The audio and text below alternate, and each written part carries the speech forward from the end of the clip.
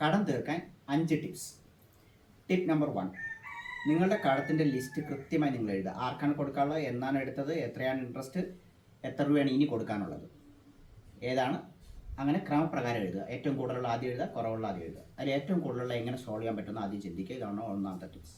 രണ്ടാമത്തെ പോയിന്റ് വെച്ച് കഴിഞ്ഞാൽ, നിങ്ങളിപ്പോൾ ജോലി ചെയ്തുകൊണ്ടിരിക്കുകയാണെങ്കിൽ നിങ്ങളുടെ വീട്ടിൽ ആർക്കൊക്കെ വരുമാനം ഉണ്ടാക്കാൻ പറ്റും, ഏതൊക്കെ വരുമാനം ഉണ്ടാക്കാൻ പറ്റും എന്നുള്ളതിനെ പറ്റി ചിന്തിക്കുക.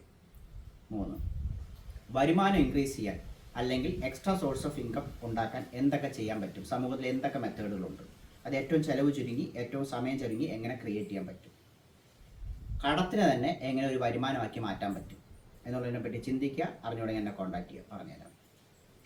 5, റിലാക്സ് ആയിട്ടിരിക്കുക. കടം തീർന്നതായിട്ട് മനസ്സിൽ ധ്യാനിച്ചുകൊണ്ട് കാര്യങ്ങളും എല്ലാം മുന്നോട്ട് ചെയ്യുക. റിലാക്സേഷൻ പോയാൽ, നിങ്ങളുടെ കോൺഫിഡൻസ് പോയാൽ എല്ലാം തകരും. ഇതാണ് 5ാമത്തെ മെയിൻ പോയിന്റ്.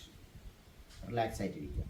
നിങ്ങളെന്നെ വാട്സപ്പിൽ എന്തൊക്കെ മെത്തേഡായിട്ട് എന്തൊക്കെ ചെയ്യാമെന്നുള്ളതെല്ലാം ഞാൻ നിങ്ങൾക്ക് പറഞ്ഞുതരാം. Thank you very much.